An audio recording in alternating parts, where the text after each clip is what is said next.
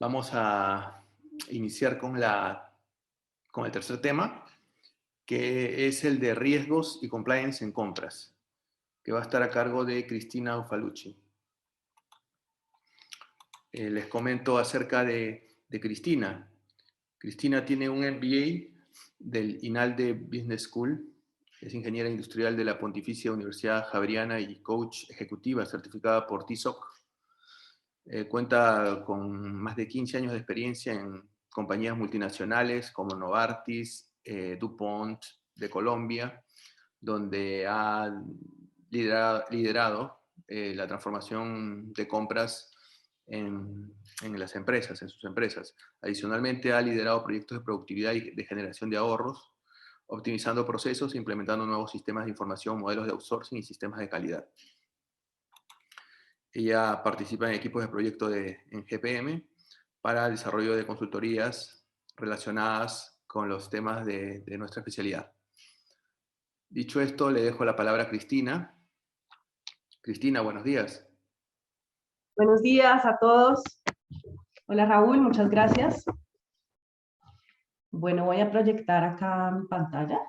Bueno, gracias Raúl por esta presentación, por esta invitación.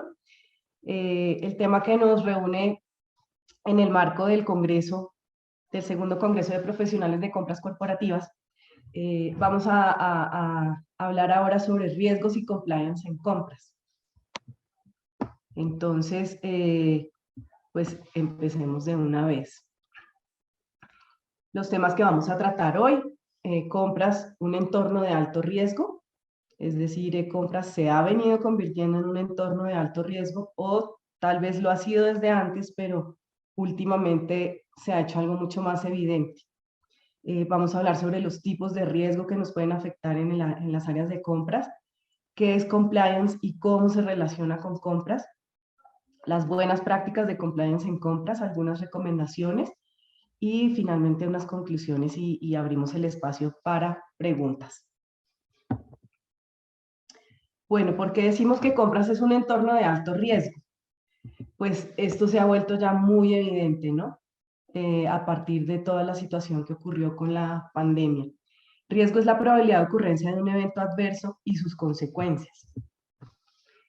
Desde compras y en las diferentes empresas, pues hay distintos stakeholders o grupos de interés con los cuales nos relacionamos. Están los entes reguladores, están las entidades de medioambientales, las comunidades, las autoridades locales, los proveedores y contratistas, los operadores logísticos, los gremios, los funcionarios del Estado, los empleados, los clientes. Todos estos son actores con los cuales nos estamos relacionando, incluso desde las áreas de compras, y con los cuales se han ido evidenciando que hay distintos riesgos en esa relación. Y aquí pues está esa pregunta que nos hacemos siempre y es, ¿qué tanto dependemos de nuestros proveedores? ¿Qué tanto las entregas se hacen de forma oportuna, de una manera profesional, confiable? ¿Qué tanto la calidad de los servicios y de los productos que compramos a nuestros proveedores es buena o mala? ¿Qué tanto nos pueden llegar a afectar las finanzas de los proveedores, su situación económica y su solidez financiera? ¿Qué tanto nos pueden llegar a afectar nuestra imagen y reputación, esos proveedores? ¿Qué tanto pueden incidir o influenciar en nuestros procesos de innovación o en quedarnos obsoletos a raíz de, digamos, de la falta de desarrollo de esos proveedores? En esa relación con proveedores hay múltiples riesgos. Hay riesgos de calidad y cumplimiento, riesgos de imagen y reputación, riesgos financieros y legales. Esta es una clasificación que he hecho muy básica, hay muchos más riesgos, pero en general pues quiero que nos enfoquemos en estos grandes.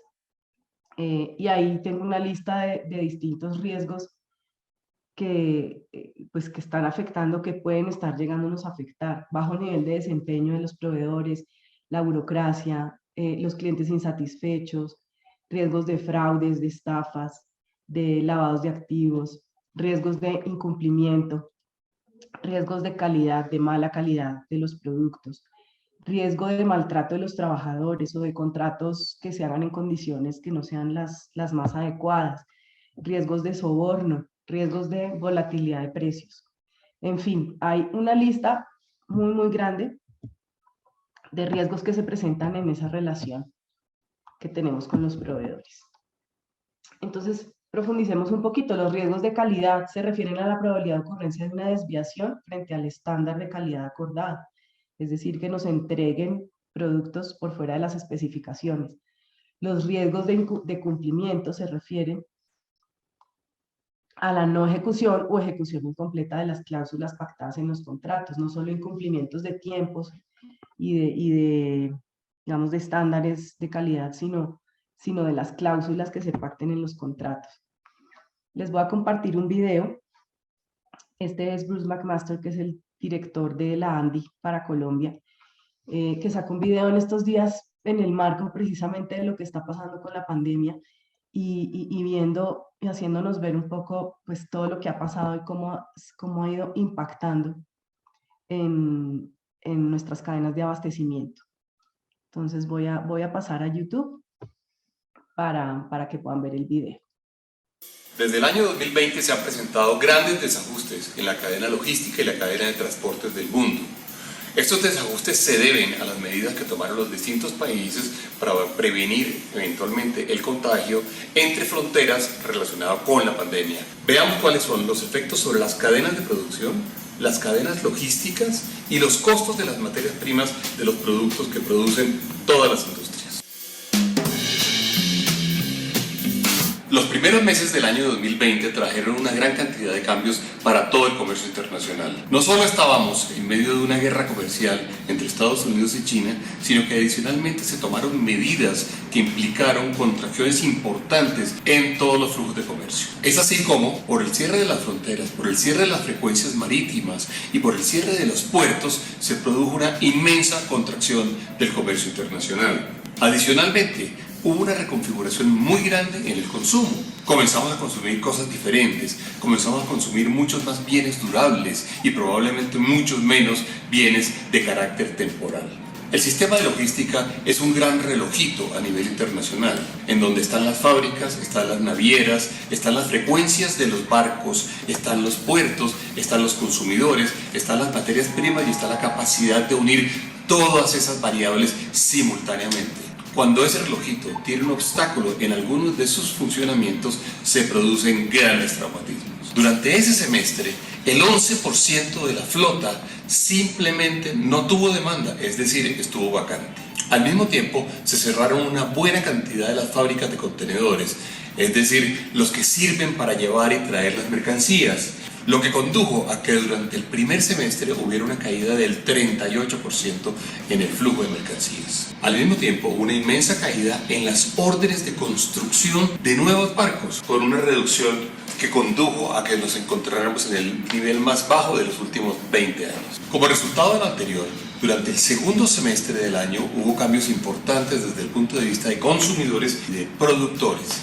Los consumidores generamos cambios en nuestros hábitos de consumo, generamos un aumento importantísimo en el comercio electrónico y en todas las implicaciones que el mismo tiene sobre la logística.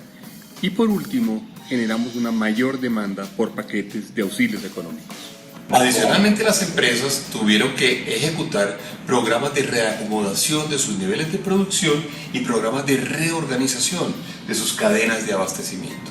La conjunción de estos elementos produjo que a inicios del año 2021 nos enfrentáramos a una situación en la cual teníamos una baja oferta de contenedores, una insuficiencia en las rutas de transporte marítimo, una agudización en la congestión de barcos y, por supuesto, un aumento importante en la devolución de contenedores que de un sitio al otro transportan productos y se devuelven normalmente vacíos. Como si lo anterior fuera poco, nos enfrentamos a algunas situaciones que generaron la mayor congestión histórica en algunos sitios que pueden ser considerados cuellos de botella. Por ejemplo, el canal de Suez, que es la principal vía de comunicación entre Asia y Europa, estuvo durante 6 días cerrados y todos vimos líneas interminables de barcos que no podían moverse con productos que no podían llegar a su destino. Luego se presenta un incremento de cerca del 10% en la demanda de contenedores, de aquellos que no estaban siendo producidos, recordaremos, en las fábricas que tuvieron que cerrarse durante el año pasado. En el caso de Colombia, tuvimos efectos importantes derivados del paro nacional.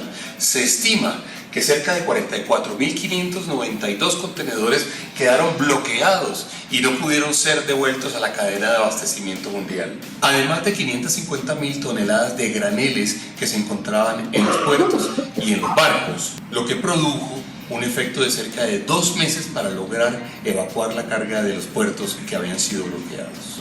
Un caso especial es el del puerto de Barranquilla, que ha tenido problemas de calado en su canal, es decir, la profundidad a la cual navegan los barcos, que ha llegado a niveles mínimos de 7 metros, evitando que se pueda mover el flujo de mercancías con la fluidez que es necesaria. El resultado es que durante el mes de agosto nos encontramos entonces con cientos de barcos esperando afuera de los puertos para poder ser cargados y descargados. A manera de ejemplo, tomamos el caso de una orden de fertilizante que se pone en Shanghai para comprar un producto en Chicago y llevarlo a China. Históricamente se demoraba 74 días todo el proceso. Hoy en día se demora mucho más de 9 meses, lo que significa un incremento de 4 veces el tiempo que toma todo el proceso, generando grandes costos en términos de transporte, de logística, de inventarios y por supuesto de producción para el producto final. Como medida de competitividad de transporte se utiliza normalmente medir el costo promedio de mover un contenedor de 40 pies de un origen promedio a un destino promedio. Esto lo hace el World Container Index. En el año 2019 costaba en promedio $1.238 movilizar un contenedor. En el septiembre del año 2020, este costo ya había aumentado a $3.505. Los efectos que vimos del año 2020 hacia el año 2021 han conducido a que este costo crezca en un 289%, llegando a $10.129 por container. El incremento total en 2 años ha sido del 818%. El sistema de transporte y logística es uno de los sistemas más sofisticados que ha construido el ser humano. Se encuentra en este momento afectado en su operatividad. Es necesario tomar algunos correctivos en muchísimos lugares del mundo para lograr recuperarlo. Los expertos han estimado que muy probablemente llegaremos por lo menos hasta el año 2022 para poder haber logrado la normalidad. Entre tanto, tenemos que ser muy eficientes movilizando cargas y materias primas de un lado al otro para minimizar los costos que eventualmente tengamos que asumir como consumidores en términos de los productos finales.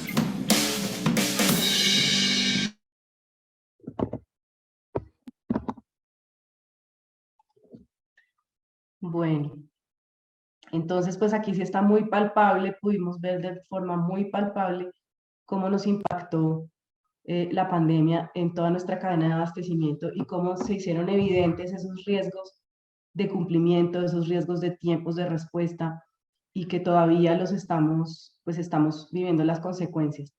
Entonces, pues que nos lleva a replantear muchas cosas en la forma de planear y manejar la prevención de esos riesgos. Aquí hay un resumen con distintos grupos que hemos trabajado en el taller de gestión de riesgos y hemos hecho unas listas que son incluso mucho más largas de riesgos de calidad y cumplimiento que se pueden presentar, ¿no? Caídas en ventas, retrasos, productos no conformes, producto vencido,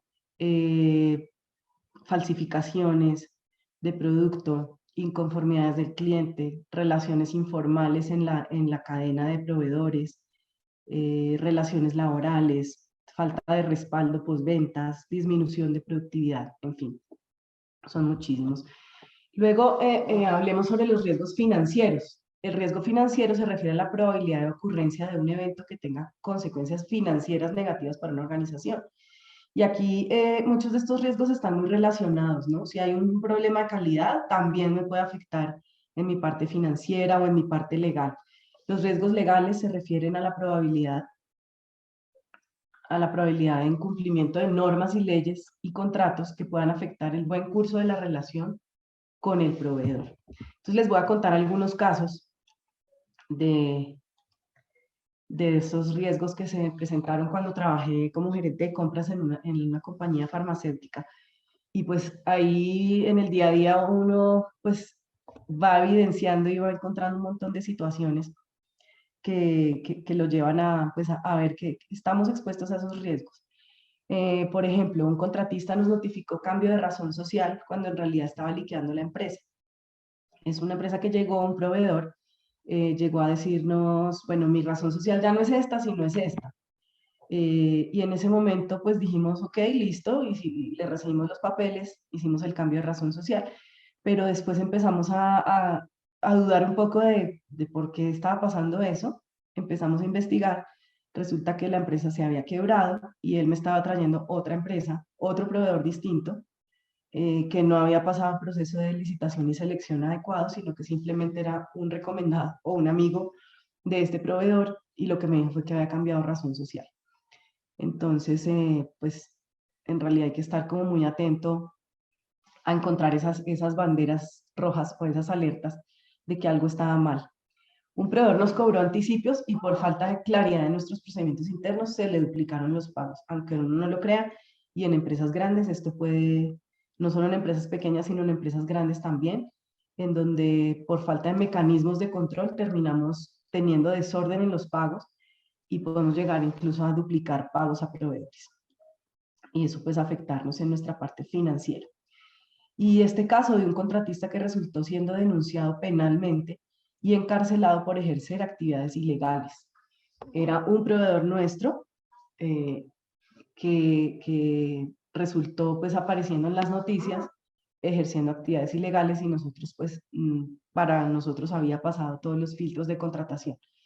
Entonces, incluso ahí, pues, estas son alertas que nos ayudaron a volvernos mucho más estrictos, más exigentes en esa selección y en estar monitoreando a los proveedores, no es solo en el momento de la selección, sino también durante la relación, porque las cosas pueden ir cambiando. Entonces, es estar muy pendientes de estas cosas. ¿Cuáles son algunos otros riesgos financieros y legales? Estar expuesto a multas y sanciones, estafa por lavado de activos y fraude, manejo no confidencial de la información, reprocesos, cierres de la compañía, pérdida de valor de las acciones, sobrecostos en cotizaciones, que los proveedores nos envíen unas cotizaciones pues agrandadas o con sobrecostos, que haya errores en facturación, que haya evasión de impuestos, fraude, soborno, corrupción, colusión, evasión de parafiscales, demandas, pérdidas económicas, imprevistos, bueno, pérdidas de activos, problemas de seguridad y orden público, volatilidad de precios, indemnizaciones, bueno. Ahora hablemos de los riesgos de imagen y reputación. ¿Cómo pueden afectar los proveedores nuestra imagen? Estos riesgos se refieren a la probabilidad de ocurrencia de un evento que pueda llegar a afectar la percepción de nuestra compañía frente a los diferentes grupos de interés. Y aquí les voy a compartir otro video sobre la tragedia del Rana Plaza, que creo que Jordi nos estaba haciendo alguna referencia a esta situación. Ya les voy a compartir entonces.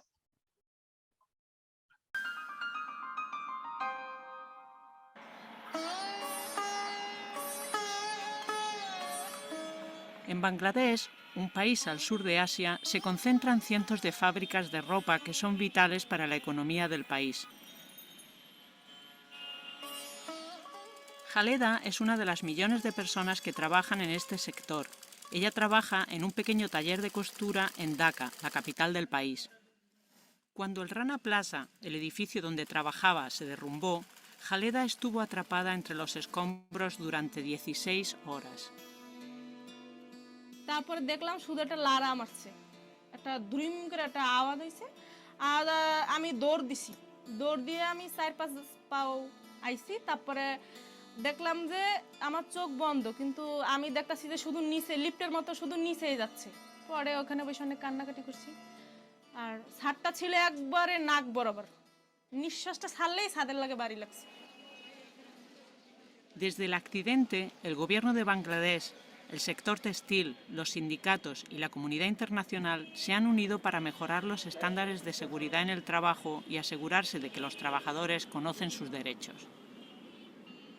Hoy, con el apoyo de la Organización Internacional del Trabajo, la OIT, equipos de ingenieros estructurales y expertos en seguridad inspeccionan las fábricas por todo el país. También se están produciendo otros cambios. En los últimos 15 meses se han registrado más de 130 sindicatos en Bangladesh, en comparación con los solo 2 registrados en los 3 años anteriores. Por el momento, Jaleda está dejando atrás la traumática experiencia y sigue adelante con su vida. আমি যে দোকান করব আমার সাহস আছে এবং আমার অভিজ্ঞতা আছে আমি পারবো আমার মনোবল আছে Con los nuevos estándares de seguridad, las inspecciones y la concienciación de los derechos de los trabajadores, Bangladesh confía en que los sucesos como la tragedia del Rana Plaza nunca se repitan.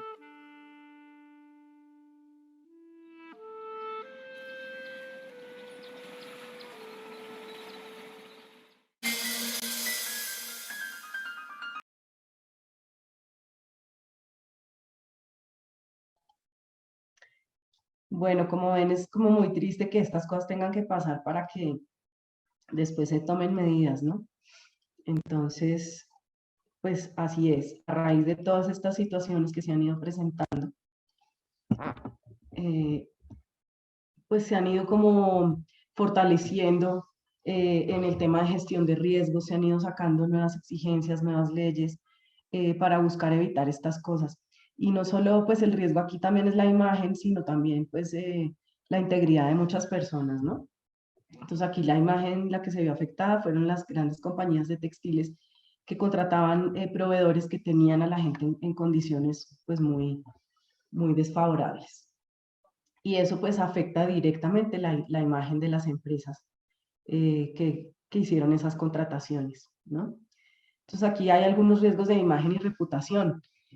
Las faltas éticas, la pérdida de confianza, el orgullo de la empresa, la asesoría inadecuada del proveedor, la corrupción directa o indirecta, accidentalidad en las instalaciones de los contratistas, que haya incumplimiento de los contratos, el manejo irresponsable de la información, la falta de confidencialidad, la ausencia de inversión, ¿sí? Puede llevar a que si no manejamos adecuadamente nuestros proveedores tampoco seamos, digamos, elegibles para que inviertan en nuestra compañía. La baja retención de personal, bueno, el goodwill, poder tener que incurrir en el pago de multas y sanciones. Bueno. Entonces aquí viene la gran pregunta, ¿se habrían podido evitar estas situaciones? Bueno, ¿qué hacer con los riesgos? Frente a los riesgos, pues lo que se nos recomienda es evaluar su impacto, identificarlos, ¿no? Evaluar su impacto, clasificarlos, transferirlos, es decir, no asumirlo todo, sino también buscar cómo se transfiere ese riesgo incluso a los proveedores para que ellos también se comprometan en la protección frente a ese riesgo. Monitorearlos continuamente, desarrollar un plan de acción frente a esos riesgos, mitigarlos y tomar decisiones. Bueno, acá hay unos métodos, por ejemplo, el mapa de calor es un método de clasificación de riesgos en donde, de acuerdo con su frecuencia, con su importancia relativa y con el nivel de riesgo que se presenta, los puedo clasificar, darles un puntaje y tomar acciones distintas según el nivel de riesgo al que estoy enfrentando. Bueno, entonces entremos al tema de compliance en compras. Compliance es un mecanismo que nos ayuda a la gestión de riesgos. ¿Cuáles son las definiciones? Algunas definiciones de compliance. Compliance en español significa cumplimiento normativo, aunque se utiliza mayormente el vocablo en inglés. Y es un término que ha venido cogiendo bastante fuerza en muchas empresas. Si bien no es un concepto nuevo, se lo emplea actualmente con mayor asiduidad, dada la estrecha relación con las acciones para mitigar y evitar la corrupción. Otra definición de compliance. La función de compliance o cumplimiento normativo en español puede definirse como aquella que vela dentro de la empresa porque se desarrollen las actividades y negocios conforme a la normativa vigente y a las políticas y procedimientos internos establecidos, asegurando de este modo que la empresa opera con integridad. Es decir, aquí no solamente estamos hablando de compliance frente al cumplimiento de normas exigidas por el gobierno o temas de normas legales, pero también a las políticas y procedimientos internos, es decir, cómo me cubro dentro de la empresa para operar con integridad, ¿no? Y son, como les decía, temas que han venido cogiendo mucha fuerza. El origen del compliance, pues, lo plantean aquí los documentos que estuve consultando, pues viene de distintas leyes que se han ido generando en el extranjero, a raíz, pues, en los años 70 y 80, a raíz de grandes escándalos de corrupción que se dieron en Estados Unidos con diferentes empresas, fueron surgiendo estas leyes. Una de ellas es la FCPA, o Foreign Corrupt Practices Act, Ley de Prácticas Corruptas en el Extranjero, que digamos que empezó a incluir prohibiciones y requerimientos para prevenir el soborno y para prevenir y para llevar un buen manejo de libros y registros contables en las empresas. Empezaron a definir unos estándares y buenas prácticas para que las empresas prevengan la corrupción y el soborno. Acá hay una lista de algunas leyes y guías anticorrupción que se han ido generando. La FCPA que ya les conté, la ley de antisoborno del Reino Unido, la ley Sarbanes-Oxley o SOX, enfocada en la prevención del fraude, el Comité de Organizaciones Patrocinadoras de la Comisión Tradeway o el informe COSO. La OCDE también ha sacado distintas guías de buenas prácticas sobre controles internos, ética y cumplimiento. Ya varios países de Latinoamérica hemos entrado a formar parte de la OCDE, en donde nos definen unos estándares de buen funcionamiento, de buenas prácticas, y la idea es que las empresas en los países se adhieran a esos estándares. Y pues el tema de lavado de activos y financiación del terrorismo. Aquí les traigo el ejemplo de Colombia, que ya sacó leyes como SARLAFT, ahora se llama SAGRILAFT, que exige a las empresas que monten un sistema de administración del riesgo de lavado de activos y financiación del terrorismo. Es decir, ya se está volviendo algo que es ley, que es una exigencia que se le está haciendo a las empresas, no solo en el sector público, sino también ya está entrando al sector privado. ¿Y cuáles son el alcance, digamos, de los temas que cubre compliance? Aquí, pues, no solo políticas, requerimientos, regulaciones, estándares, leyes, pero el enfoque es hacia proteger a la empresa de anticorrupción, antisoborno, lavado de activos, financiación del terrorismo, lobby, antimonopolio y protección de datos personales. Pero ¿qué tiene que ver esto con los riesgos y qué tiene que ver con los riesgos en compras? ¿No? Porque pues compliance pareciera un tema más corporativo de las empresas. Pues resulta que la FCPA misma dice que para evitar esos riesgos de los que les hablé anteriormente y de los videos que vimos, para que las compañías puedan evitar caer en esos riesgos, pues es muy recomendable implementar un programa de compliance. Entonces, las distintas áreas de riesgo que cubren estas leyes, o lo que más revisan, digámoslo así, son los países en donde opera la compañía y sus subsidiarias, o sea, el nivel de riesgo país, el nivel de corrupción de la industria en la que nos estamos moviendo, relaciones con funcionarios extranjeros y entidades locales, es decir, que tanto nuestros empleados se relacionan con funcionarios en distintos trámites, en registros, en distintos pues, trámites legales. La relación con proveedores y elaboración de contratos, y aquí vemos claramente que es uno de los temas que está incluido dentro de las leyes anticorrupción. La existencia de un código de cumplimiento de anticorrupción hacia los empleados, no solo hacia los empleados, sino también hacia los proveedores. Entrenamientos y auditorías. La precisión de los libros y registros contables, la existencia de controles internos, las políticas de donaciones, el control de presupuestos de obsequios, viajes y entretenimiento, las políticas de reembolso de gastos de actividades de mercadeo y ventas. Y como podemos ver aquí, compras pues directamente se relaciona con la contratación de proveedores, pero también hay distintos temas en los que compras puede incidir, ¿no? La información que llega a ser registrada en los registros contables, el riesgo de que pueda haber un fraude interno. Y pues varios de estas áreas de riesgo pueden estar involucradas las áreas de compras. Esto es a modo de, pues, digamos, de curiosidad. El índice de percepción de la corrupción lo mide por país, lo mide Transparencia Internacional. Cada año está publicando cuál es el índice de percepción de los países. Y pues ustedes ya saben, seguramente no es un secreto, que en nuestros países de Latinoamérica se consideran países de alto riesgo de corrupción. A pesar de todas las cosas, digamos, estos esfuerzos que se están haciendo de implementación de leyes, de buenas prácticas, igual siguen siendo países con un alto grado de corrupción. Aquí vemos a Colombia, Ecuador, Brasil, Perú, están más o menos en el puesto 94, 92, 94 de percepción de corrupción. Es decir, no somos los más corruptos, pero sí estamos con un alto puntaje en estos índices. Listo, entonces, ¿qué pasa? Pues que desde compras también hay distintos momentos de interacción con el proveedor, y en esos distintos momentos también estamos sujetos a estos riesgos de compliance y de corrupción y de fraudes y, bueno, de distintos riesgos.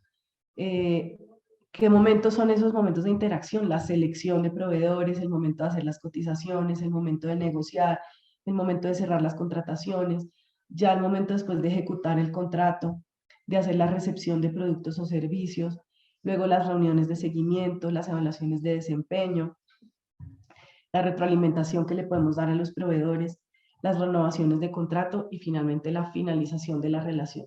Y en cada una de estas etapas podemos tomar acciones en temas de compliance. Entonces aquí les traigo algunas de esas acciones que se pueden tomar.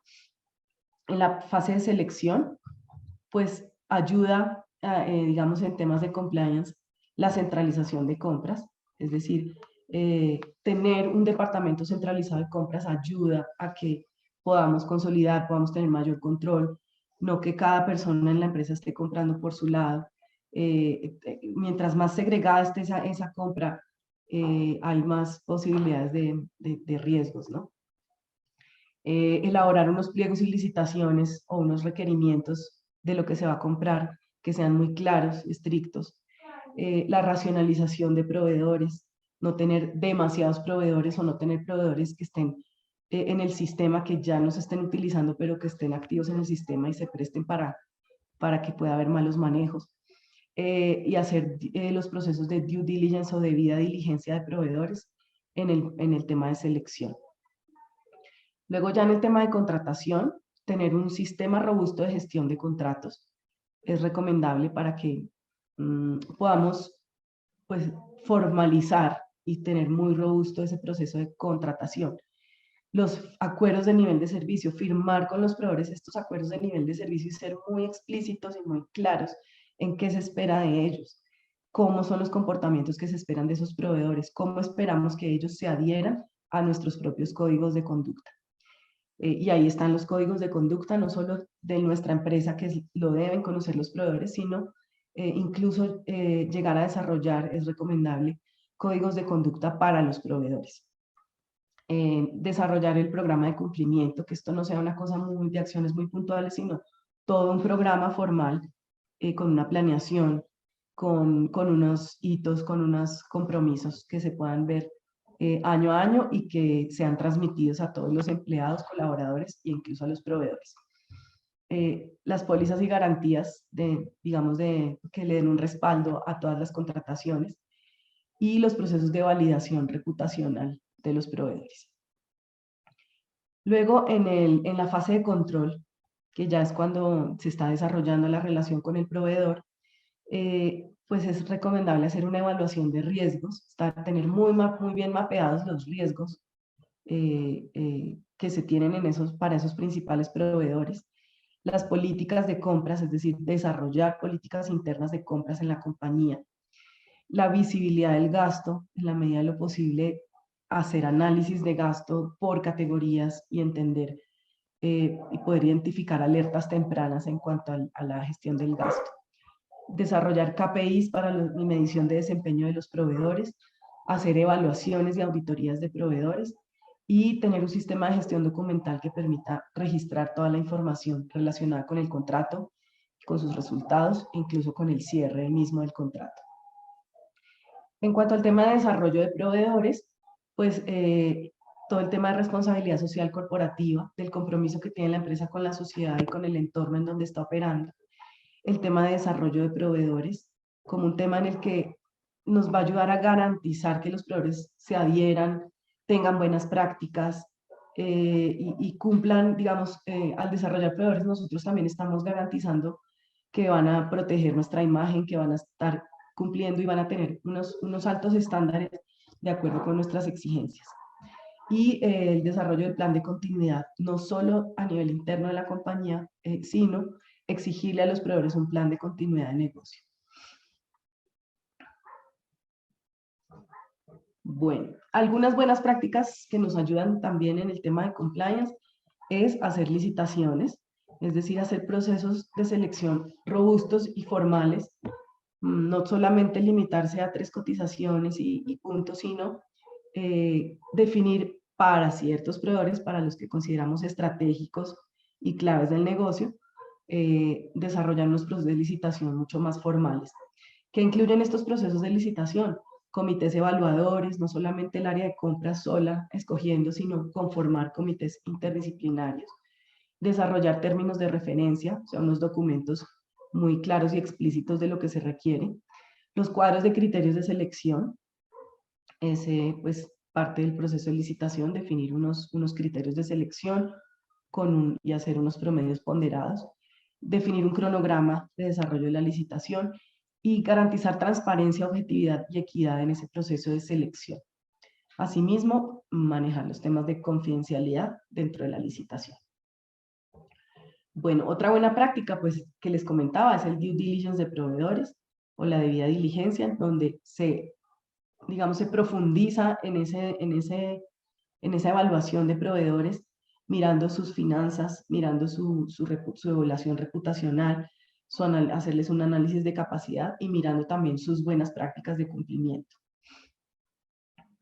Las consultas, pues la validación reputacional, hacer las consultas en bases de datos, lista Clinton, OFAC, superintendencias, las búsquedas en internet de noticias, de páginas web relacionadas con esos proveedores, la revisión y actualización de documentos, mirar sus estados financieros, sus cámaras de comercio, sus registros. Incluso hay empresas que nos prestan ese servicio como COFACE. Y aquí se recomienda no solo consultar la razón social del proveedor actual, sino sus razones sociales anteriores, su participación accionaria, los socios, la junta directiva y los representantes legales. Y otra buena práctica pues es hacer cierres y formalizaciones de las compras, manejar contratos, órdenes de compra, órdenes de servicio, exigirle documentación al proveedor y hacerles validaciones desde el punto de vista del lavado de activos y financiación del terrorismo.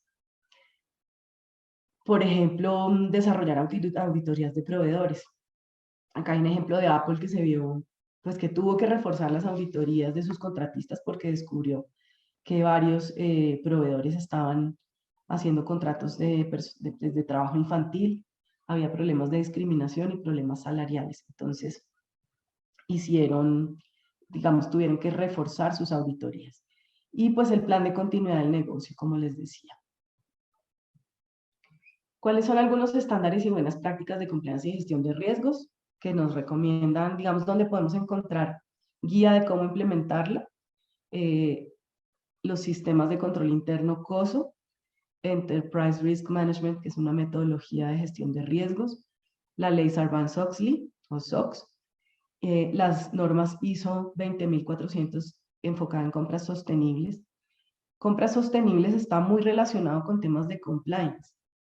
Son temas que van muy de la mano. ISO 26000, la responsabilidad social, y ISO 37001, el sistema de gestión antisoborno. Bueno, ¿y cuáles son pues algunas como requisitos o algunas recomendaciones para hacer una buena implementación de compliance en compras? Es clave el apoyo de la alta gerencia, definitivamente. Contar con un oficial de cumplimiento que ya incluso se está está siendo incluido dentro de las leyes de cada país. Mapeo e identificación de riesgos, el monitoreo continuo de estos riesgos, tomar medidas preventivas y correctivas, desarrollar el plan de capacitación de colaboradores y proveedores, mantener líneas de comunicación abiertas, especialmente para poder hacer denuncias y que los empleados se sientan como esa confianza de poder denunciar situaciones de alerta. Atención con las áreas de alineación con las áreas de control interno, auditoría y legal. Esto no es un tema que implemente compras solo, en realidad es un tema de compañía, sino que compras está pues muy involucrado, debe estar muy involucrado porque tiene una alta responsabilidad, principalmente en el tema de contratación de proveedores y en los temas de control interno de compras. Listo, entonces ya terminando, ¿cuáles son los beneficios del compliance en compras? Pues la mitigación de riesgos en las actividades de compras, contar con mecanismos de prevención, gestión y reacción ante esos distintos riesgos, pues el cumplimiento de normativas y leyes, contar con prácticas adecuadas de gobierno corporativo, fortalecer los procesos internos, tener buenas políticas y procedimientos claros, contar con información valiosa para la toma de decisiones, se incrementa la productividad cuando se implementan buenos controles, también se logra mayor productividad, aunque suene contradictorio. A veces poner muchos controles genera burocracia, pero cuando se tienen claras las cosas, se tienen clasificados a los proveedores, se sabe el manejo que se le va a dar a cada tipo de proveedor, se sabe cuáles son esos documentos que vamos a exigir y ya se logra como enmarcar esto en un ambiente de productividad, pues va a ser mucho más beneficioso. Cumplir con estándares internacionales de contratación y consolidar una cultura de control dentro de la compañía. Bueno, eso es todo. Aquí pues les presento el modelo de gestión de riesgos que estamos manejando en GPM. Nosotros los podemos acompañar en la implementación de proyectos de compliance, en donde podemos hacer el mapeo de riesgos en distintos ámbitos, tanto a nivel interno de la compañía como a nivel externo, tanto los riesgos financieros, los riesgos de proceso, los riesgos de las plataformas de los sistemas de información con los que están contando, los riesgos en su relación con proveedores y los riesgos de reputación y legales. Y les podemos acompañar y ayudar a implementar un sistema robusto de gestión de riesgos en compras. Bueno, muchas gracias a todos. No sé si algún participante tiene alguna consulta quizás sobre el tema que ha tratado Cristina. Alguna consulta, puede enviarla por chat o si no, a viva voz. Bueno, acá estoy viendo un comentario de Catalina Falcón y dice, buen video, yo que estoy en esa área de compras y vivo día a día el tema de los valores elevados de los contenedores, se complica la compra. Así es, estamos en unos tiempos que nos han cambiado muchísimo la forma de comprar, ¿no? Ahora se requiere mucha más planeación. Bueno, ¿alguien tiene un comentario, alguna pregunta? ¿Cómo les pareció? Hay una pregunta por el chat, Cristina. ¿Cómo ayuda el proceso de homologación de proveedores en la gestión de riesgos en compras? Claro, ayuda muchísimo. Ayuda muchísimo ser claro con los proveedores en qué les vamos a exigir, darles ese feedback, esa retroalimentación y exigirle pues a los proveedores nos ayuda a nosotros a cubrirnos de esos riesgos, ¿no?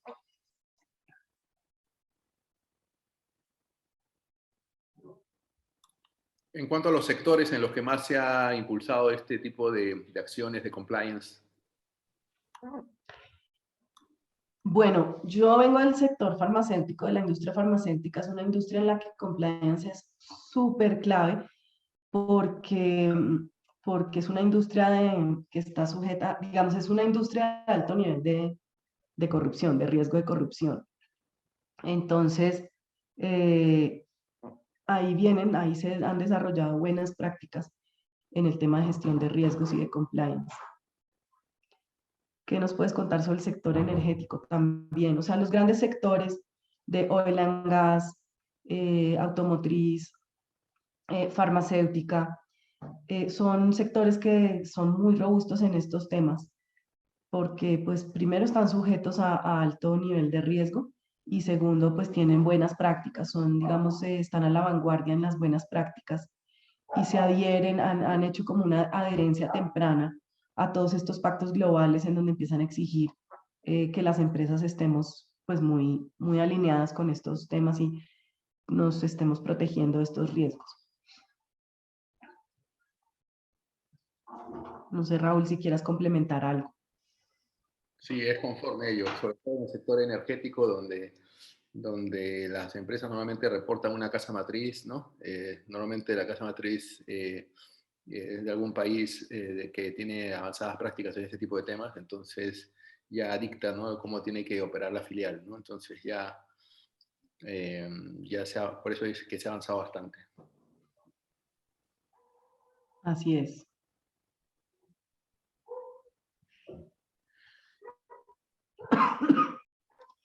Muy bien. Bueno, si no hay más consultas, agradecerle a Cristina por su participación.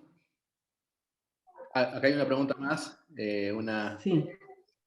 sobre cuánto tiempo podría tomar, ¿no?, la implementación de un modelo de gestión de riesgo de este tipo, ¿no?, según el modelo que proyectas. Sí, así es, Daphne, ¿cierto? Mira, dependiendo del alcance que se defina, una implementación de estas puede durar entre 3 meses y 6 meses. Ujú. Digamos, en empresas en las que hemos desarrollado esta consultoría, el promedio son 6 meses, dado que hacemos una actualización de todas las políticas, hacemos una clasificación de los proveedores, hacemos incluso unas auditorías de proveedores, entonces puede tomar un tiempo importante. Entonces, pues, dependiendo del alcance que se defina. Sí, es correcto. Acá hay otra pregunta. Sí, hay otra pregunta. Entendiendo que la ejecución del contrato se cierra con compras hacia el proveedor, ¿cuál es la para el custodio, archivo, coordinación de renovaciones y administración de contratos a cargo del área solicitante? Área legal, área de archivo. A ver, perdóname, yo vuelvo a leer que no la alcancé a entender. Entendiendo que la ejecución del contrato se cierra con compras hacia el proveedor. ¿Cuál es la recomendación para el custodio, archivo, coordinación de renovaciones y administración de contratos a cargo del área solicitante, administrador de Una contratos, buena área práctica legal, área de archivo? el tema de sistema, Sí, ¿sí? sí, Raúl, ¿se te oyó como entrecortado? ¿Estás Sí, hablando de una buena práctica del sistema una de buena gestión de práctica contratos? es el tema de tener un software, ¿no?, de soporte a esta parte de proceso, ¿no? Sí, es una buena práctica tener un software de gestión de contratos y trabajar en equipo, ¿no? Esto es algo, digamos, si el administrador de contrato está siendo el usuario, es importante de todas formas que haya una coordinación entre los distintos equipos, entre compras, entre el área legal, entre el área de archivo que estás nombrando ahí, eh, para que, pues, para que haya alineación en ese control de ese contrato, ¿no? Y que ayuda a lograr esta alineación y esta información que esté a la mano, ese sistema o software robusto de gestión de contratos. Así Claro, un es. tema de proceso y sistema, correcto. Ujú. Muy bien. Otra pregunta adicional de Carlos Barbosa. Hoy en día casi ningún proveedor opta por firmar contratos debido a que por los temas logísticos no pueden garantizar el suministro y no quieren exponerse a multas. ¿Cómo hacer para lograr un compromiso con proveedores actuales o nuevos?